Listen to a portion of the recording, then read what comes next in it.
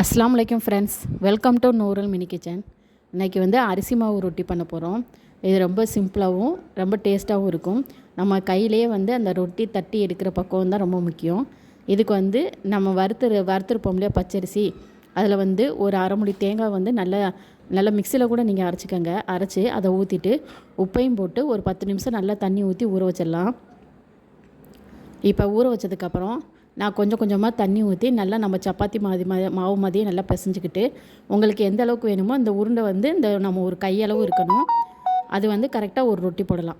இப்போ அது நல்ல ஈரப்பதமாக இருக்கணும், இல்லைனா இப்படி ரொட்டி தட்டும்போது நமக்கு வராது, விரிசல் விட்டுரும். அது மாதிரி நம்ம தோசைக்கல்லில் போட்டால் கூட அது ஒரு ரொட்டி வந்து உடஞ்சிரும். அதனால் வந்து நல்லா தண்ணியில் நல்லா முக்கிக்கிட்டு, ரொம்ப தண்ணியாகவும் இருந்தாலும் ரொட்டி உங்களுக்கு வராது.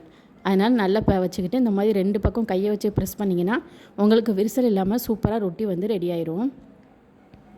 இதை வந்து நம்ம தோசைக்கல்லில் போட்டுக்கலாம்.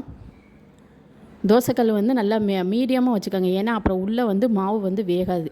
அதனால் வந்து நல்லா மீடியம் ஃப்ளேமில் வச்சுட்டு நம்ம போட்டுக்கலாம். இப்போ போட்டு ஒரு சைடு போட்டு ஒரு 5 நிமிஷம் கழித்து நம்ம திருப்பி போட்டுக்கலாம். திருப்பி போட்டு இதுக்கு வந்து நல்லா நெய் ஊற்றினீங்கன்னா நல்லா வாசமாக இருக்கும். அதனால் கண்டிப்பாக வந்து நெய் தான் போடணும்.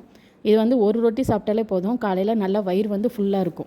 அதனால் இந்த மாதிரி நீங்கள் நல்லா ட்ரை பண்ணி ரொம்ப டேஸ்ட்டாகவும் இருக்கும்.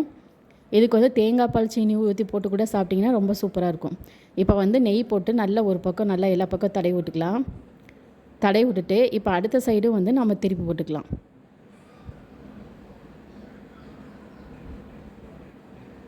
இப்போ இந்த சைடு நல்லா வெந்துருச்சு. இப்போ நம்ம திருப்பி போட்டுக்கலாம். இப்போ இதுவும் பார்த்திங்களா நல்லா ப்ரௌனாக தெரியும் உங்களுக்கு. இப்போ இந்த சைடும் வந்து நம்ம ஒரு ஸ்பூன் நெய் எடுத்து நல்லா எல்லா பக்கம் நல்லா தேய்ச்சி விட்டுக்கலாம்.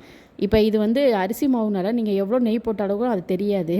நல்லா கொஞ்சம் தீயை மட்டும் நல்லா கொஞ்சம் நல்லா சிம்லேயே வச்சுட்டு போட்டிங்கன்னா நல்லா மொறுன்னு உங்களுக்கு சூப்பராக ரொட்டி வந்து ரெடி ஆயிரும்.